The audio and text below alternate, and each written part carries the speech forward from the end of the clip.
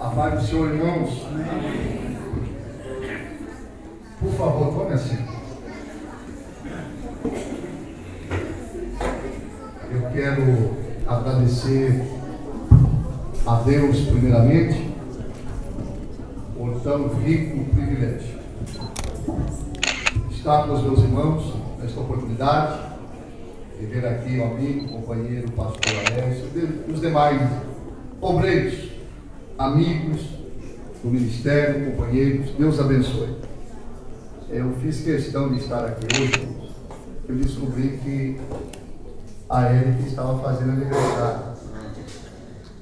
E ela falou pelo Facebook: vai, e depois vamos comer churrasco lá no Jatobá.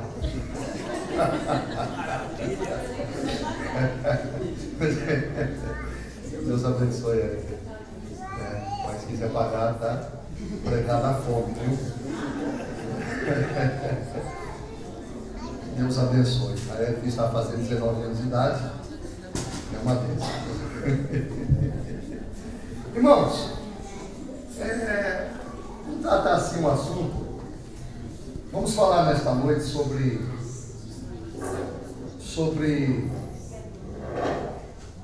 figuras, símbolos e tipos.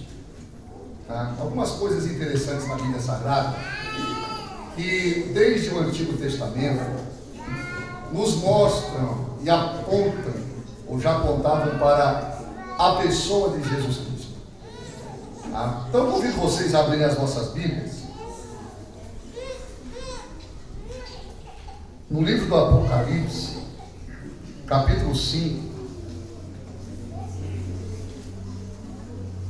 Livro do Apocalipse, capítulo 5, e o versículo 6.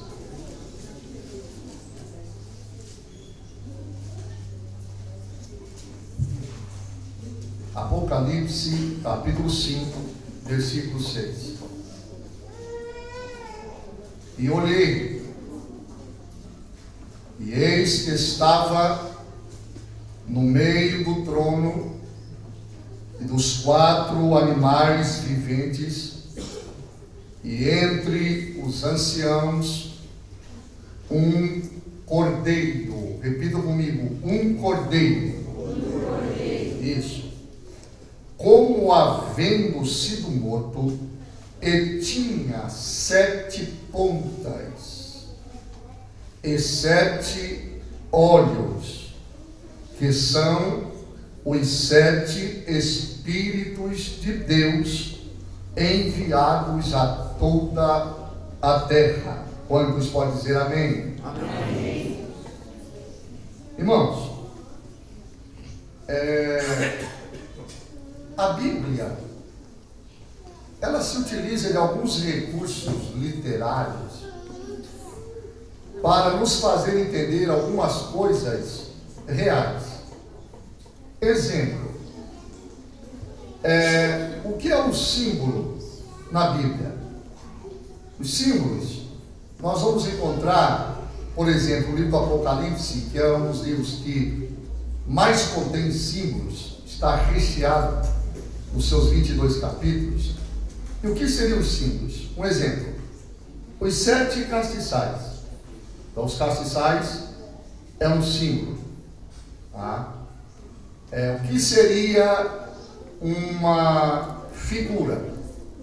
Figura seria, por exemplo, um animal. Apocalipse 13:1, você vai encontrar assim: viu uma besta que subiu do mar. Então, a besta ali é uma figura, é um animal monstruoso, tá? Que tem corpo de leopardo, boca de leão e pés de urso. Então, são figuras. O cordeiro é uma figura. E tipos são personagens que apontam para uma outra personagem. Por exemplo, no caso Moisés.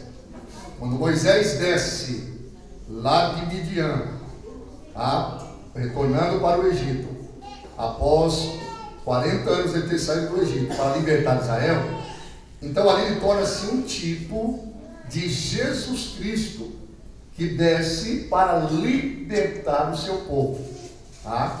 Então, símbolos são objetos, figuras nós encontramos em aspectos de animais, tá? E tipos são personagens.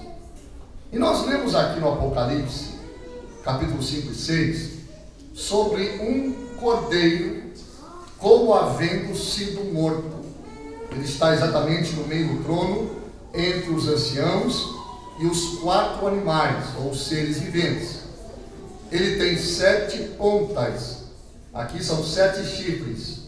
Então, os 7 chifres são símbolos. O cordeiro é uma figura. As pontas do cordeiro, chifres, são símbolos. Os 7 olhos também são símbolos. Tá? A Bíblia, então, se utiliza de todos esses recursos para mostrar alguma coisa real. Nós vamos encontrar, por exemplo, desde o Gênesis ao Apocalipse, as figuras, os símbolos, tá?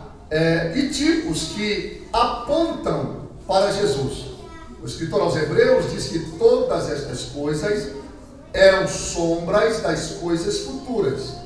Então, lá no Antigo Testamento, vai se desenvolvendo através desses recursos aqui para termos uma concepção maior do que a obra de Jesus Cristo em si.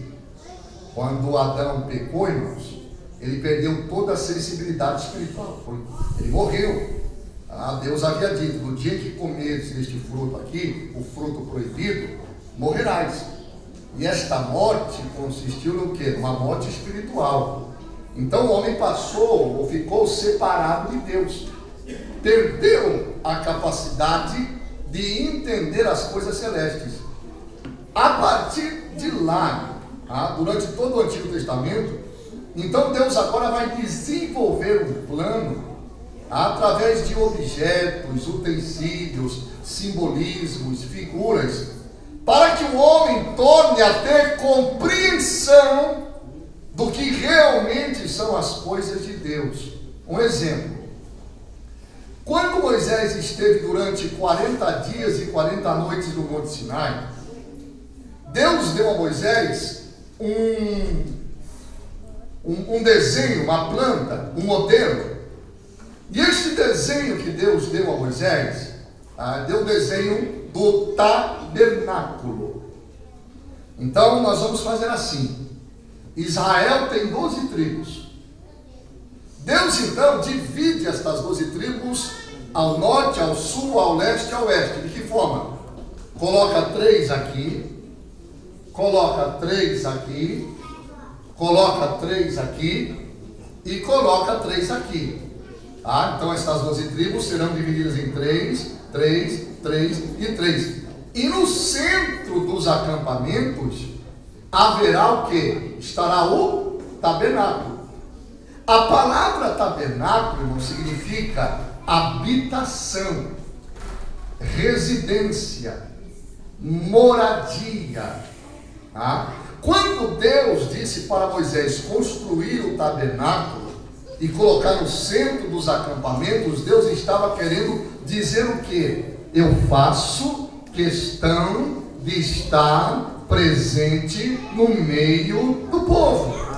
Então, a intenção primordial de Deus é estar presente no meio do seu povo. Glória a Deus. E a partir do tabernáculo agora, deste templo portátil, que será utilizado durante 40 anos, montando, desmontando, montando e desmontando, nós temos então a presença de Deus no meio do povo. Agora é interessante observar que o tabernáculo terá medidas. Nós vamos ter uma cerca, vamos arredondar aqui, e vai ter aqui cerca de 13 metros de largura, um comprimento de 24 a 25 metros, e dentro deste cercado agora, da cerca, nós vamos ter propriamente dito o tabernáculo, que é a tenda. Esta tenda será dividida em 2 ambientes. O primeiro lugar chamado Santo e o segundo lugar chamado Santíssimo. Nós vamos ter aqui dentro deste terreno onde tem a cerca agora algo em torno de 6 metros por 13 de comprimento. Então será uma igreja aqui dentro, e a cerca está por fora. A partir deste momento então Deus começa a mostrar Jesus aqui dentro. Aqui no pátio, lá da rua de fora, nós temos uma porta. E nesta porta nós vamos entrar no lugar chamado átrio. O átrio seria o quintal. E aqui no quintal nós vamos encontrar o quê? O altar do holocausto, o altar do sacrifício, que é a primeira mobília. Segundo, uma pia chamada pia de bronze, onde estará ali água. E agora nós vamos ter uma segunda porta, na verdade uma porta, seria um véu, uma cortina. Então aqui, a primeira nós temos uma porta, um véu. Aqui um outro, a segunda, onde nós vamos entrar no lugar santo. E aqui no lugar santo nós vamos ter o quê? À direita, uma mesa com 12 pães sem fermento. Em frente à mesa com 12 pães sem fermento, nós teremos um castiçal com 7 lâmpadas. E aqui diante da cortina, a última, o véu, que faz separação do Santíssimo, nós teremos o altar do incenso. E dentro do véu para dentro agora, um ambiente de 5 metros apenas, nós vamos ter a Arca da Aliança. Então, todas estas coisas apontam para as coisas do céu e principalmente para Jesus. A primeira porta, os hebreus chamavam ela de porta do caminho. A segunda porta eles chamavam de porta da verdade. A terceira, aquele véu que separa o santo do santíssimo, a porta da vida. Aí Jesus chegou mais tarde e certo dia disse: eu sou o caminho, a verdade e a vida. Então estas 3 passagens, estas 3 portas de acesso apontavam já para Jesus. Nós vamos ter o pátio, aquele altar do sacrifício, do holocausto, que representa a cruz, onde Jesus mais tarde morreria, crucificado durante 6 horas, das 9 da manhã às 3 horas da tarde. Nós temos a pia de bronze, onde os sacerdotes, antes de entrar no tabernáculo propriamente dito, tomavam um banho, uma lavagem cerimonial para se santificarem. E ali aponta o quê? Jesus, o nosso santificador. Entrando no santo, agora no primeiro ambiente, nós temos uma mesa com 12 pães, e cada pão desses representava uma tribo de Israel. E não poderia haver fermento nesses pães. O fermento é o ingrediente que faz levedar a massa. Paulo diz assim para os coríntios que um pouco de fermento leveda toda a massa, faz inchar. Isto aqui está falando do pecado, que não pode existir dentro do arraial. Então este pão sem fermento falava da ausência do pecado fora do ambiente. Amém. Glória a Deus. E aquele pão também representava quem? Jesus. Os judeus, irmãos, não são como nós aqui no Ocidente. Nós amamos carne, mas o alimento principal dos judeus é o pão. Por isso que Jesus sempre dizia: eu sou o pão da vida. Eu sou o pão que desceu do céu. Nunca se utilizou de um outro tipo de alimento. Então o pão aqui prefigura a pessoa de Jesus, que veio sem pecado. Glória a Deus. Diante desta mesa com pães, nós temos um castiçal com 7 lâmpadas. E esse castiçal com as lâmpadas acesas, eles falavam do que? Da presença de Deus dentro daquele ambiente ali. Apontando para a presença do Espírito Santo na igreja, e outro sim do próprio Jesus. Jesus disse também: eu sou a luz do mundo. E no altar do incenso, o que nós temos? Nós temos um lugar onde o sacerdote agora, presta atenção, ele vai lá no altar do sacrifício. No altar do sacrifício é imolado um animal inocente, o sangue é derramado e é aspergido nas 4 pontas deste altar. Quando o sacerdote entrava dentro do tabernáculo, antes de chegar na arca da aliança, somente o sumo sacerdote, o que ele faz? Ele pega agora o sangue do animal morto, mistura com as brasas do altar, também mistura com ervas aromáticas. Então ele pega essa composição, o sangue, a brasa e as ervas, e traz até o altar do incenso e jogava ali. Quando ele despejava toda essa composição, este ingrediente aqui, subia uma nuvem de fumaça. E aquela nuvem de fumaça, Deus aspirava ela com um perfume suave, representando a oração dos santos, a intercessão e a adoração. Aleluia! E meus irmãos sabem que existe uma receita para mover a mão de Deus. Sabe qual é? Oração e adoração. Adoração e oração. Quem ora e adora, adora e ora, move a mão do Deus Todo-Poderoso. Glória a Deus. Foi numa situação desta aqui que Zacarias, o pai do João, o Batista, entrou no turno dele para ministrar. E quando chegou bem diante do altar do incenso para ministrar ali no altar do incenso, um anjo apareceu à direita do altar. Então o ponto de encontro entre os homens e Deus está justamente nesta receita: oração e adoração, adoração e oração. Enquanto você ora, você adora. Enquanto você adora, você ora. E assim vai. Paulo ensina os filipenses a orar e diz assim: quando vocês orarem, orem suplicando, mas também com ação de graças.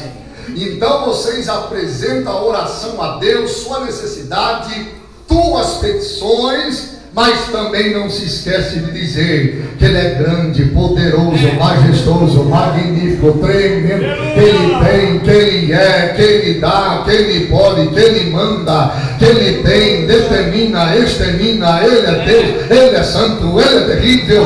Aleluia! E isto aqui, irmãos, torna-se então ingrediente em que Deus é movido.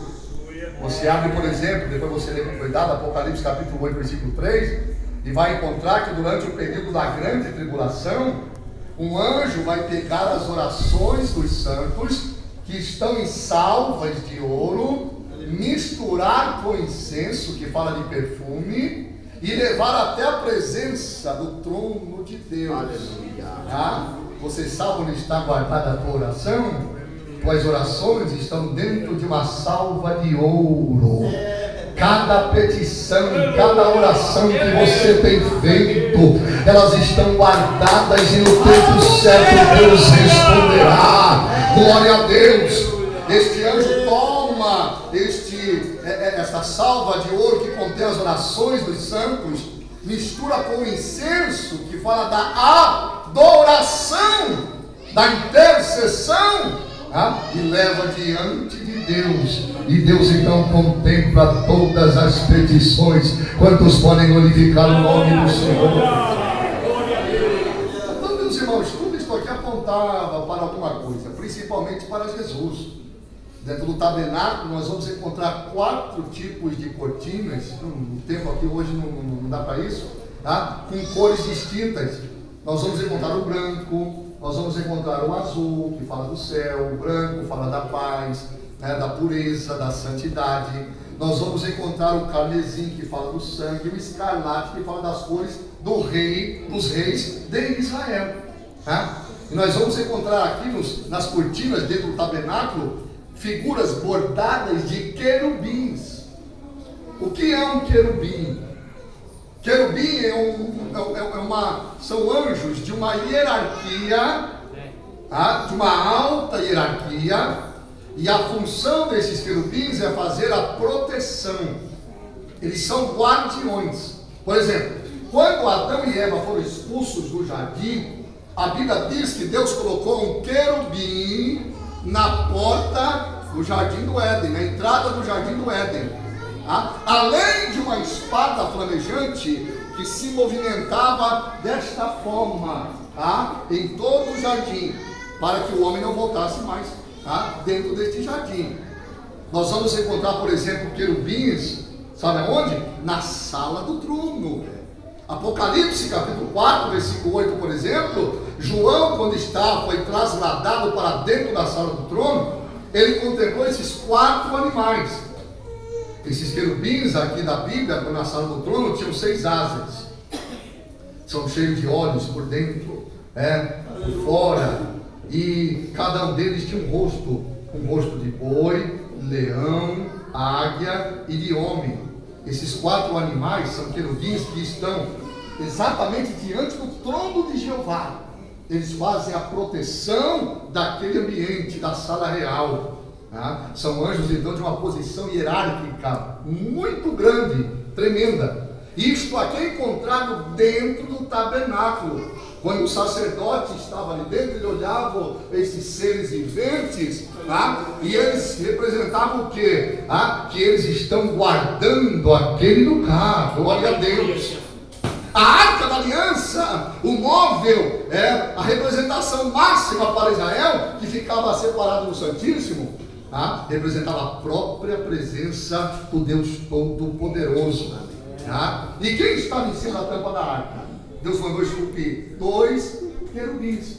Um querubim ficava aqui e o outro querubim com a asa estendida ficava aqui, e eles olhavam para a tampa do propiciatório. Eles guardavam aquilo ali.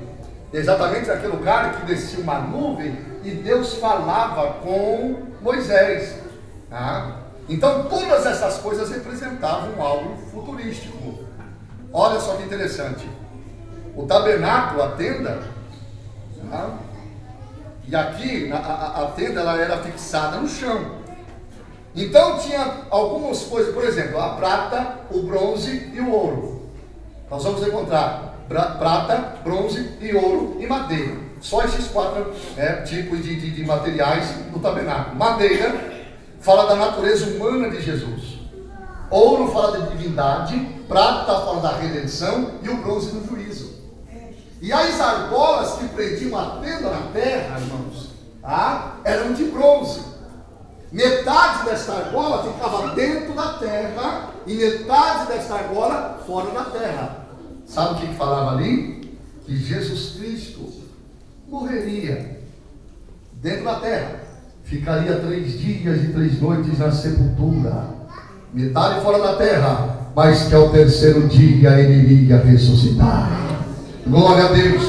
Então todas estas coisas apontavam coisas futuras. Aí então nós vamos chegar aqui no Cordeiro, porque o Cordeiro vai fazer aqui a diferença em todo estas figuras, tipos e simbolismos, porque o Cordeiro, afinal de contas, nós vamos encontrar ele desde o Gênesis até ao Apocalipse. Quando Adão e Eva pecaram, irmãos, eles foram expulsos do jardim, e quando eles pecaram, a Bíblia diz que eles perceberam que estavam nus. Mas quem contou para Adão que ele estava sem roupa? Quem falou para Eva que ela estava nua? Ninguém precisou falar.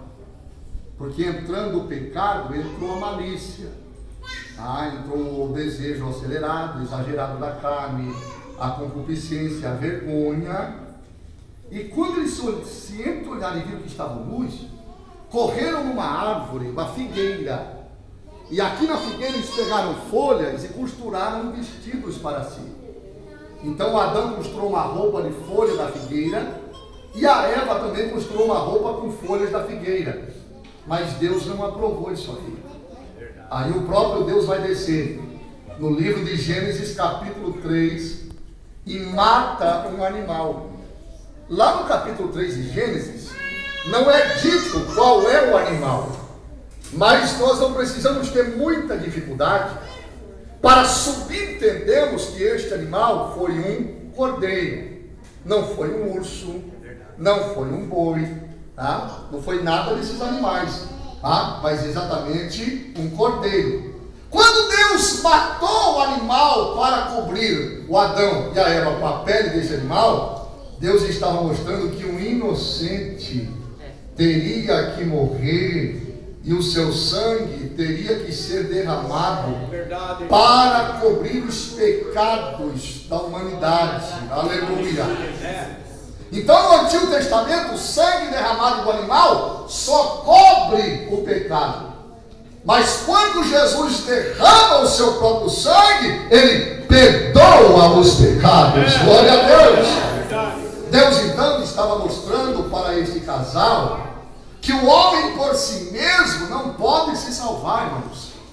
Quando eles costuraram roupas com folha da figueira, eles se cobriram com meios próprios, Foi uma vestimenta humana. E o homem por si mesmo não tem condição alguma de promover a salvação. Deus então vai intervir e mostrar que a salvação não pode vir do homem, mas que a salvação viria de cima, do alto, da eternidade. Glória a Deus. E o cordeiro então começa a ser observado agora pouco a pouco, desde o Gênesis 3. Quando nós chegamos no Gênesis capítulo 4, nós vamos encontrar o Abel. O Abel, quando foi sacrificar, ele foi feliz disso aqui, irmãos, porque ele teve um reconhecimento, não que Deus não iria receber o do Caim também, Deus iria receber. Mas Abel teve uma percepção maior. Ele pega a primícia das ovelhas, a um cordeiro, e leva então para ser sacrificado em Gênesis capítulo 4. A partir daqui, o cordeiro vai estar sendo desenvolvido em toda a Bíblia. Quando nós chegamos no capítulo 22 do Gênesis, o que nós vamos encontrar? Abraão e Isaque. E Deus então apareceu para o Abraão e disse: Abraão, peço-te teu filho, a vida do teu único filho. Aqui então agora nós vamos ter uma coisa chamada tipologia, porque nós vamos ter personagens. Abraão representando Deus e o Isaque representando Jesus.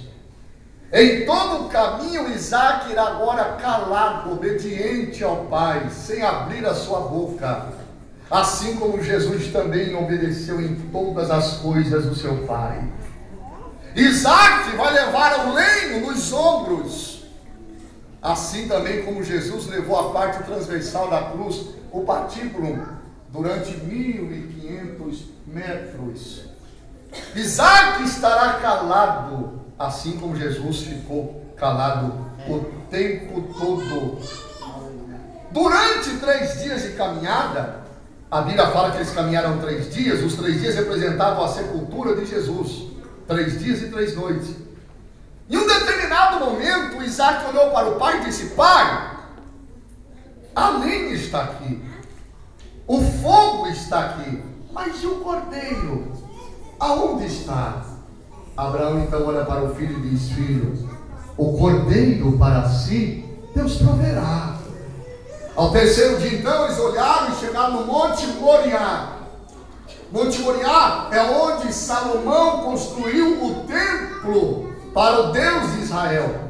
E hoje ele não está mais lá, está uma mesquita muçulmana, tá? Chamada Domo da Rocha, Mesquita de Omar, um templo do islamismo. Exatamente naquele lugar, Abraão agora levanta um altar, coloca o feixe de lenha, deita Isaac em cima dele, que está calado o tempo todo. E quando ele prepara para dar um único golpe fatal, imortal, com um cutelo, então um anjo bradou desde o céu e disse: Abraão, não faça tal, pois agora sei que temes a Deus. Nesta hora Abraão olhou para o mato, e quando ele olhou entre as moitas do mato, ele viu um cordeiro amarrado. Sabe quem Abraão acabava de ver ali? Jesus Cristo de Nazaré.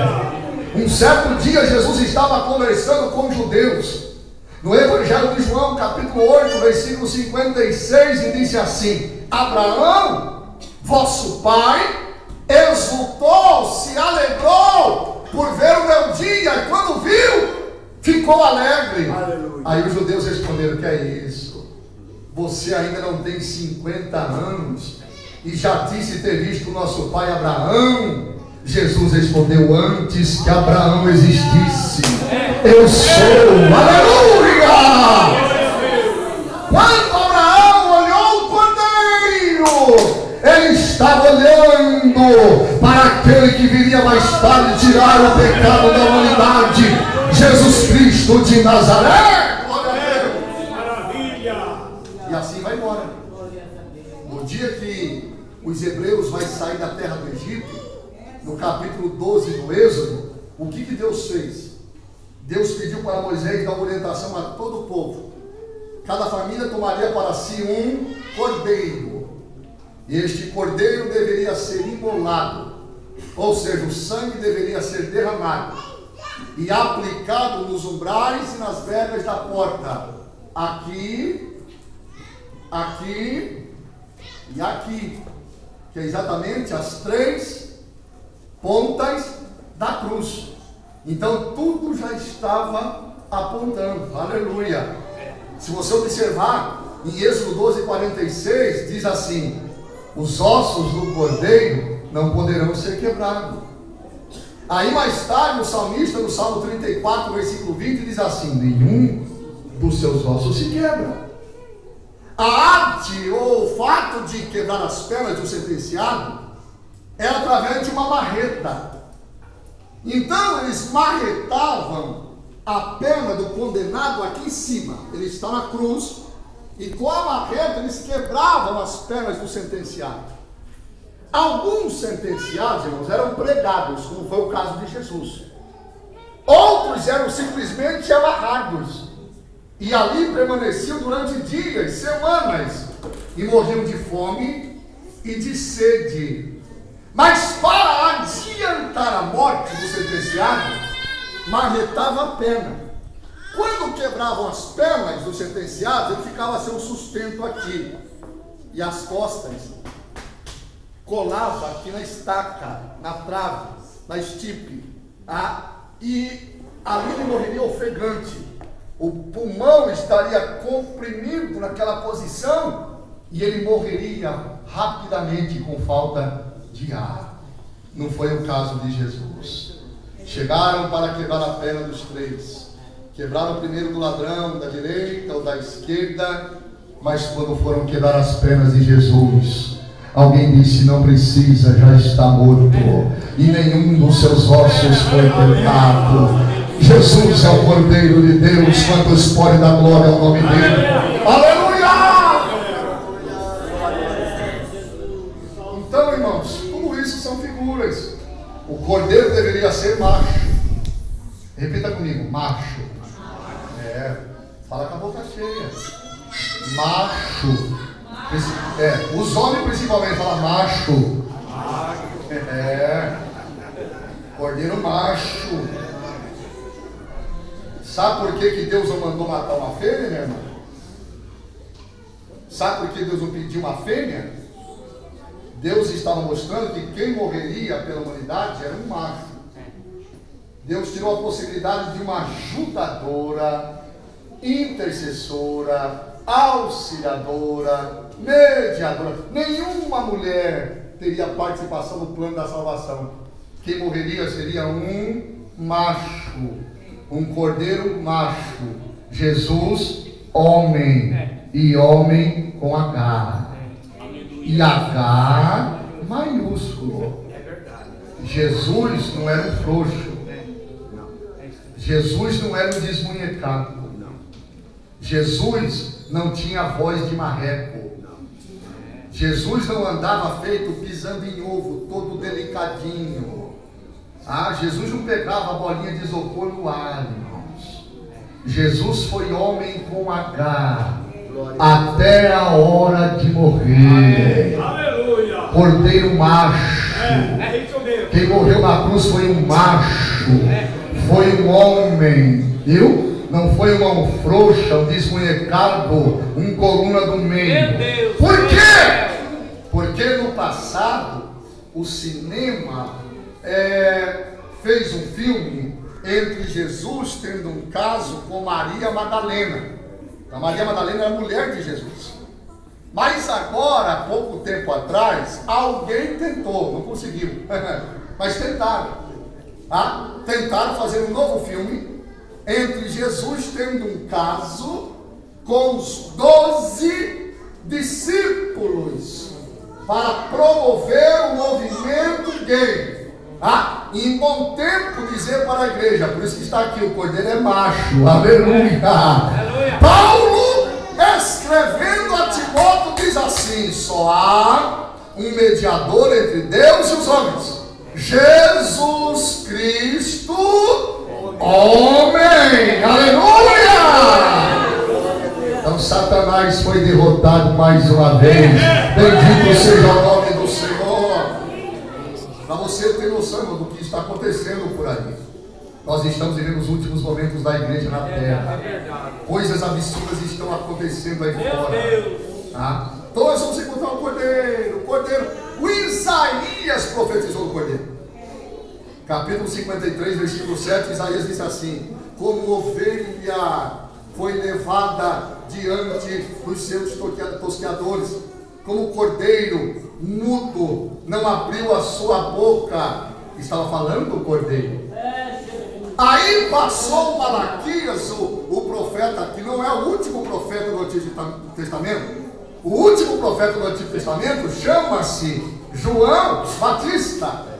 400 anos depois de silêncio, Malaquias já havia morrido, surgiu um homem, filho de Zacarias e Isabel, chamado João Batista. Batista por quê? Porque batizava. A palavra batizar, batista, batizava no Jordão.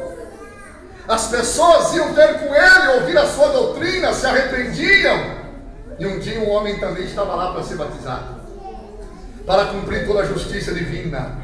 E quando este homem pisou nas águas do Jordão, águas caudalosas e barrentas, João Batista parou tudo e deu um grito assim: atenção! Meu Deus! A palavra eis significa atenção! O povo parou. E ele continuou: está entre nós o Cordeiro de Deus que tira o pecado do mundo. Quantos podem glorificar o Cordeiro nesta noite? É isso mesmo. Glória a Deus.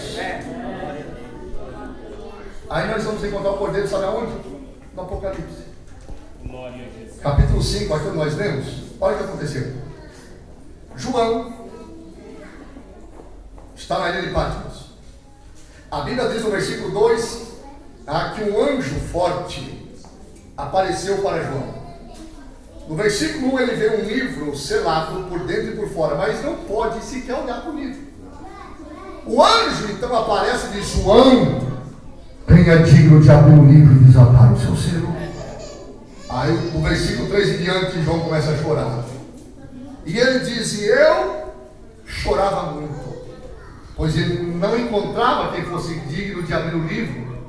E a palavra chorar muito aqui equivale a choro de criança pequena.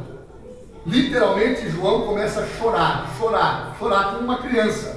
Quem é digno? Quem é digno de abrir o livro e desatar os seus selos? Versículo 5, apareceu um dos anciãos e disse: João, não chores. Eis aqui o leão de Judá, a raiz de Davi que venceu,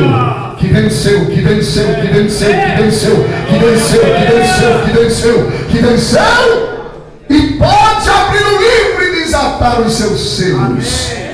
Versículo 6, João olhou para procurar o leão. Mas cadê o leão? E olhei, e eis que entre os 4 animais, os 6 viventes, os anciãos, no meio do trono, um cordeiro, como sido morto. Mas o ancião acabou de falar que é leão. Como é que faz agora? Leão ou cordeiro? O ancião falou: eis aqui o leão. João foi procurar, cadê o leão? Mas viu o cordeiro. Qual que é o mistério aqui, irmãos? Jesus é leão e é cordeiro. Ele é leão para os homens. Leão fala de ousadia, coragem, intrepidez, valentia. Jesus é leão para ímpio. Jesus é leão para Satanás. Jesus é leão para pecador. Jesus é leão para zombador. Jesus é leão para os que escarnecem do seu evangelho. Jesus é leão para aqueles que maldizem. Jesus é leão para os impenitentes, mas para a igreja ele é o Cordeiro de Deus. Mas uma coisa João observou: este cordeiro tinha 7 pontas, 7 chifres, e cordeiro não tem chifre. O que são esses chifres? Eles falam do quê? Falam de poder, domínio e autoridade. Jesus é cordeiro? É, mas tem poder. Jesus é cordeiro? É, mas tem autoridade. Jesus é cordeiro? É, mas tem domínio. Jesus é cordeiro? É, mas domina todas as coisas, quantos para da glória ao nome do Cordeiro. E assim então o cordeiro vai embora. Capítulo 6, 6º selo. Escondei-nos da ira do cordeiro. Capítulo 13, versículo 8. Ele é o cordeiro que foi morto desde a fundação do mundo. Apocalipse 14, 1. E vi os 144.000 com o cordeiro no monte Sião. Apocalipse 19, 7. Regozijemo-nos e alegremos-nos e demos glória, porque vindas são as bodas do cordeiro, e a sua esposa se aprontou. Apocalipse 21, 22 e 23. João entrou na cidade santa, não viu o templo, porque o templo é o Deus Todo-Poderoso e o Cordeiro. A cidade não necessita nem de sol e nem de lua para iluminar, porque quem ilumina é a glória de Deus, e o Cordeiro é a sua lâmpada. Apocalipse 22, 14 termina a Bíblia Sagrada com o Cordeiro. Bem-aventurados aqueles que lavam as suas vestiduras no sangue do Cordeiro, para que tenham direito à árvore da vida e entrem na cidade pelas portas. Só quem é lavado no sangue do Cordeiro. Glória a Deus! Para encerrar, irmãos, e continuar outro dia, aí no Êxodo 12, a Bíblia diz que o Cordeiro deveria ser macho e de 1 ano. Repita, 1 ano. Aí que interessante, irmão. O cordeiro não pode ter mais que 1 ano, porque cordeiro de 1 ano tem carne macia. Cordeiro de 1 ano tem sangue puro. Cordeiro de 1 ano não copula, não procria, não reproduz, não gera, não tem hormônio que capacita a reprodução. Por isso que sangue de cordeiro de 1 ano é purinho, purinho, purinho. Aí Pedro aparece escrevendo a primeira carta, capítulo 1, versículo 18, por ali, e diz assim: não fostes comprados nem com ouro nem com prata, mas com sangue como de um cordeiro puro e incontaminado. Jesus é o cordeiro por excelência. Só quem foi lavado no sangue do cordeiro, dá glória a Deus! Aleluia! Amém, meus irmãos. Deus em Cristo Jesus continue abençoando a vida de cada um de vocês. Outro dia nós vamos continuar, tá? O cordeiro assado, ervas amargas e pão ácido. Como é que come o cordeiro? Cabeça, pé e tripa. Tá? Fica para outro dia. Aí o negócio fica bom. Deus abençoe meus irmãos. Amém. Aleluia. Irmãos, como sempre, eu tenho alguns livros novos. Eu estive em janeiro aqui e trouxe o Escatologia, o curso de Escatologia completo. Eu tenho também aí, tá? Mas eu trouxe agora, recentemente lançado, o Pequeno Dicionário Bíblico Escatológico, com comentários. Então eu comento palavras da escatologia que estão em toda a Bíblia. Às vezes nós pregamos aqui, tem palavras que nós pregamos aqui não estão na Bíblia. Rapto, rapere, arpazo, epifaneia, parousia. São termos, irmãos, da escatologia bíblica, que falam da vinda, da segunda vinda, né? Do arrebatamento, e assim vai. Muito interessante. Tá? Alguém sabe o que significa amém aqui? Assim seja. Agora, você sabia que amém é o nome de Jesus? Jesus mandou uma carta para a Laodiceia e disse assim: ao anjo da igreja que está na Laodiceia, escreve: isto diz o amém. Agora, o amém é uma palavra criteriosa, irmão. Você diz amém, você concorda, assim seja. Seja feito. Eu concordo com você. Quando você fala amém, você está dizendo assim, em outras palavras, estou concordando com você. Então é muito perigoso falar amém. Tem que ter muito cuidado, porque algum ou alguém por aí pode falar uma bobagem, uma heresia, e você concordar com ele. Fala uma bobagem aqui no culto, mas por aí está cheio. E aí o povo, amém. Você está dizendo, estou concordando com o seu erro, viu? Então aqui nós explicamos tudo direitinho, à luz da escatologia bíblica. E o livro, irmãos, Angelologia e o Ministério dos Anjos no Apocalipse.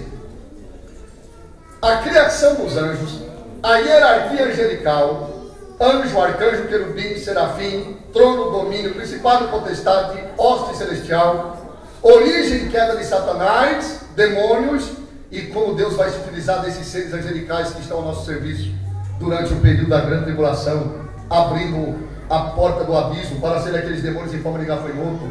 Capítulo 9, uma batalha tremenda nos dias da grande tribulação. Um livro muito bonito para os estudantes da Bíblia. E para quem gosta de vídeo, agora eu tenho alguns DVDs aqui de Escola Bíblica de Obreiros. A onisciência de Jesus no Apocalipse, porque Jesus disse 7 vezes, eu sei. A biografia de João, da Galileia à ilha de Pátimos.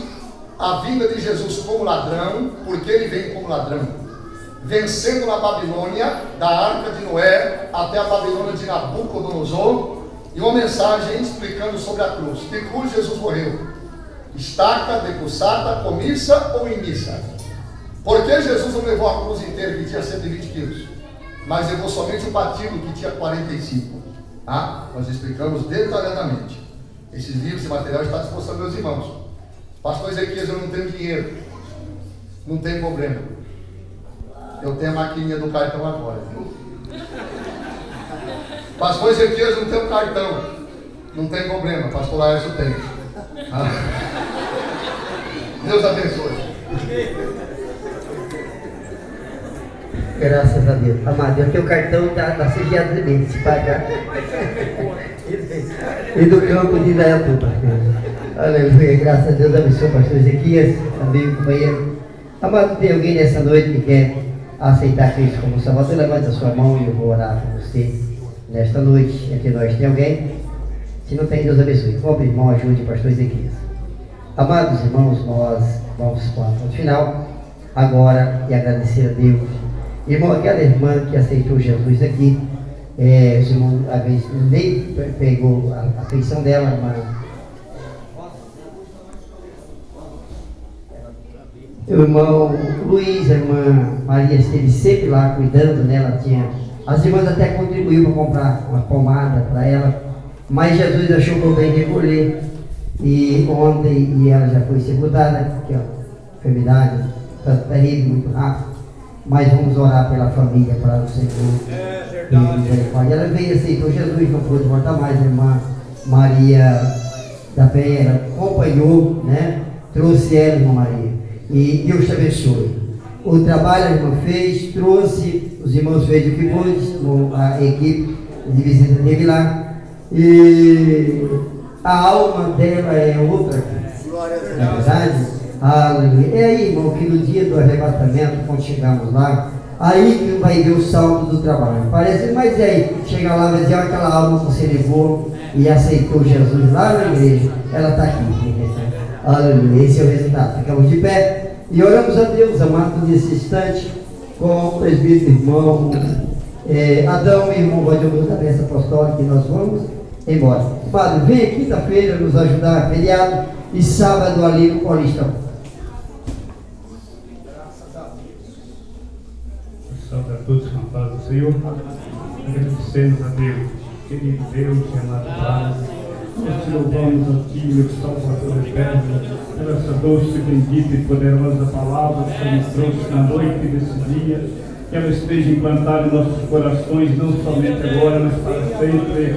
Possamos reinar, Senhor, com o Senhor para sempre, meu Deus, regocijando com o fruto desta palavra gloriosa, que jorra como uma fonte de água viva em nossos corações. Meu Deus eterno, continua sempre falando conosco fortemente e nos guiando pela vereda da tua justiça e por o amor do teu santo nome. Em nome de Jesus. Amém.